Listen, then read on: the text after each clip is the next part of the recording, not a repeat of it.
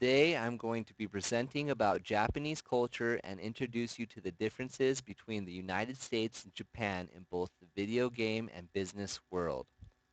I'm going to speak about why Japanese games are so profoundly different from Western games, about the general variations between our cultures, and etiquette for business meetings and social interactions.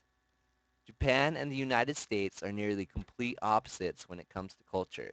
Many people stated that Japan is more uniquely different than any other culture in the world. They are very courteous, friendly, indirect, and most beneficial for us, business-minded. There are a few obvious design differences that set Japanese games apart. Japanese gamers prefer a linear story and generally feel uncomfortable with the unknown. They like being directed, having clearly defined save points, and little freedom of camera angles. Why is Japanese culture so different? I found 3 points that make their culture so different from ours. Their culture has been around for thousands of years, much longer than the United States. They are peaceful people and are gracious hosts.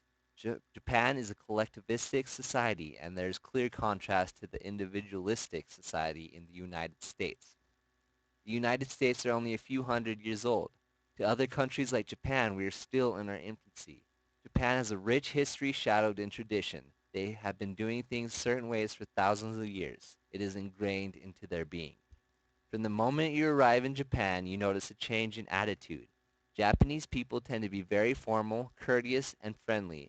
They will bow and say your last name with honorifics. They have a distinct gift for customer service.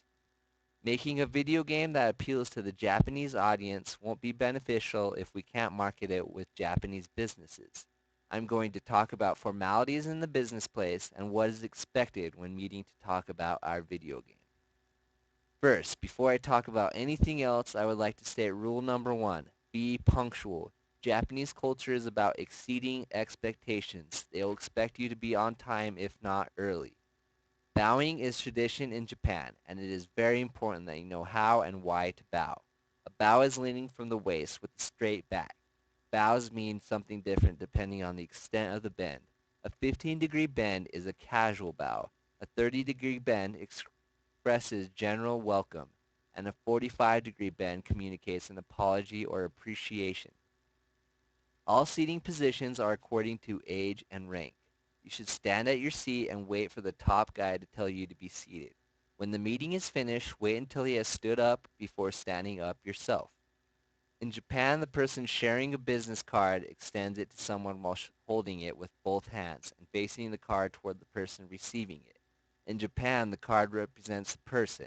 If you treat the card roughly, it means you don't respect the person. In big corporations, clothes are expected to be simple and functional. The standard is dark-colored suits and white shirts. Do not wear a black suit with white shirt and black tie because that is funeral attire. Meetings with business people from foreign countries are usually conducted in English. Address your remarks to the most senior person. Speak carefully so that people can understand you better. Slow down and leave out slang. In Japanese business settings, people usually call each other by their last names plus the suffix san. For example, Toyota-san. It is good Japanese business etiquette to take lots of notes. It indicates interest. You may be invited to a social gathering later in the day after you've done business. This time is socialize and speak about yourself or where you're from. Do not push business. I am going to list a few tips to help you if this occasion arises. Be prepared to do a lot of small talk. This is the chance for you and your business colleagues to get to know each other. When eating with your host, try to eat some of everything and look like you are enjoying the food. Plan on having dinner out every night during your visit. Typically, since you are visiting, the dinner will be paid for by the country host. You should not only say thank you at the time, but also the next day in person or via email. No tipping. Japanese are liable to ask you questions that make you uncomfortable. They are not trying to be offensive. Some questions you would consider rude back home are not necessarily impolite in the country you are visiting. Japanese love to drink alcohol with and after dinner. It is viewed as strange if you do not drink. If alcohol is served, do not drink from the bottle. You should pour the beverage into a cup or glass provided and then drink. There are a few main points I want you to take away from the short guide I created for you. The Japanese are a very different and unique culture. They conduct business in ways that are unexpected to us. We need to remember that the culture has a heavy focus on tradition.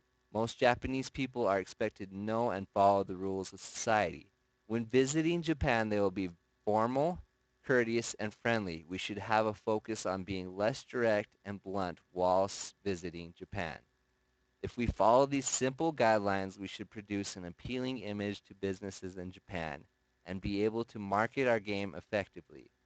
If you have any questions about other Japanese cultural nuances, please feel free to ask.